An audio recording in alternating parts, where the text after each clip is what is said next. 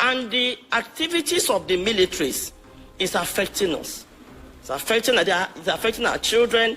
It's affecting the economy of Southeast. It's creating a lot of tension. It's as if we are under siege. The Igbo Women Assembly, IWA, has called on the federal government to immediately withdraw military personnel from all checkpoints across southeast Nigeria, arguing that their heavy presence is paralyzing the region's economy and instilling widespread fear among residents.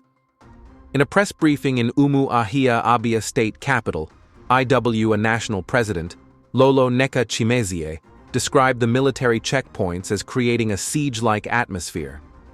She highlighted how the constant stops, interrogations, and alleged harassment are driving youths to flee the region in large numbers, threatening long-term development and population stability. Anywhere you have insurgents, they will draft military to douse tension, Chimezie said. But now, if they are attacked by the same criminals, they turn their guns on the innocent people they were sent to protect. She stressed that the military's role is not suited for civilian interactions on roads, urging the deployment of police instead to handle routine security. Chimezie lamented the economic toll. Endless delays, loss of man-hours, and disrupted commerce, making movement feel unsafe. It's affecting our children, our economy, as if we are under siege, she added. The group also renewed calls for the unconditional release of IPOB leader Mazi Nnamdi Kanu, whose continued detention, they say, fuels insecurity. They joined voices of Igbo governors, leaders, and other organizations in pleading with the federal government to heed court orders and release him to de-escalate tensions. Anywhere you have insurgents, they will draft military, from my own understanding, to douse tension. I believe that was why they were brought here, to douse. Before, militaries were not here, as in having checkpoints on road. Yeah, they have barracks.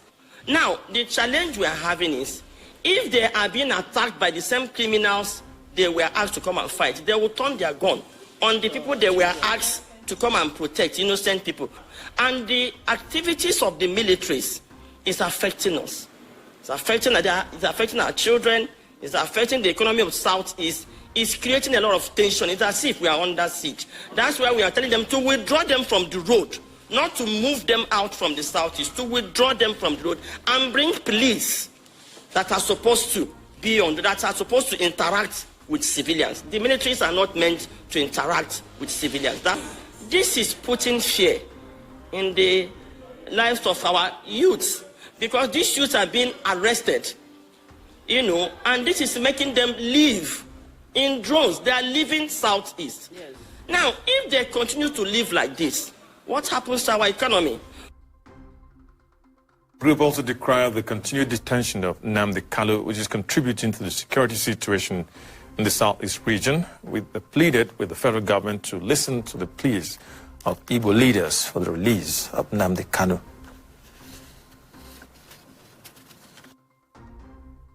We are pleading, we are joining our voices to the rest of the people that have called for the release of Mazi Nnamdi Kanu. Ohaneze Ndigbo has called for his release. I'm aware that the Igbo governors have also called for his release.